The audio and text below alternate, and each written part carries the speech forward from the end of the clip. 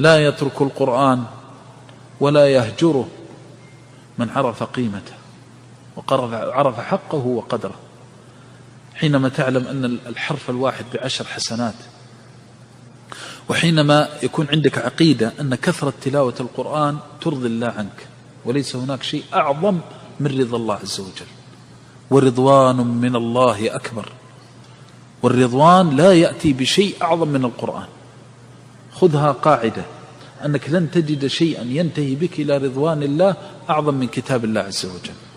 ونسأل الله بعزة وجلاله أن يجعلنا، أن يعيننا على ذلك وأن ييسره لنا. فاستدم قراءة القرآن قائما وقاعدا. وكان بعض الأخيار الصالحين زعيما في قومه، وكان لا تسقط له كلمة، ما عرف عنه يوم من الأيام أنه ردت له كلمة، ولا عرف عنه يوم من الأيام أنه خاف أو جبن أو أصابه الرعب، وهو يعني يفصل في أمور بعضها في الرقاب، خاصة في الأزمنة القديمة كانت حينما يتزعم الرجل على قومه يتزعمهم في أمور عظيمة. فكان لا يفتر عن تلاوة القرآن، تجلس معه فتذكر له حاجتك، فإذا انتهيت من حاجتك بس أعوذ بالله من الشيطان الرجيم، بدأ بقراءة القرآن. الذي يستديم تلاوة القرآن يرى العجب العجاب. ولذلك لما سأل عمر رضي الله عنه وخفي عنه أمر أبي موسى ماذا قال النجي؟ قال أتسأليني عن الذي يخرج من فمه كالشهب؟ فهي كالشهب على الشياطين، القرآن ما يستطيعه أحد، لا تستطيعه البطلة ولا تستطيعه السحرة. فاستدم تلاوة القرآن لن يتفلت من صدرك، وتجد بركته وتجد خيره.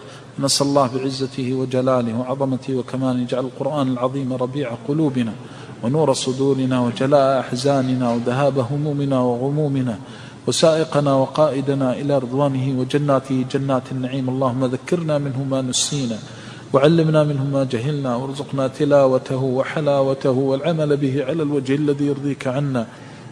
اللهم اجعلنا ممن أحل حلاله وحرم حرامه واتبع شرعه ونظامه، بيض به وجوهنا وثقل به موازيننا، وعلمنا به من الجهل، واهدنا به من الضلالة، وانقذنا به من الغواية، واجعلنا فيه كل هداية. اللهم اجعلنا من استغنى بكتابك وكلامك فأغنيته، اللهم اجعلنا ممن استغنى بكتابك وكلامك يا رب العالمين فكفيته وحميته ووقيته.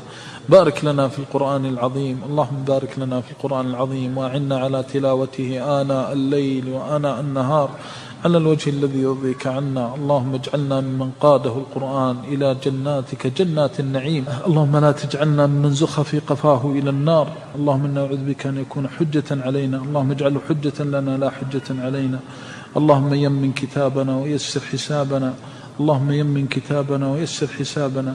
اللهم علمنا حلاله وحرامه، اللهم علمنا حلاله وحرامه، وارزقنا العمل به والعلم به والعمل به والدعوة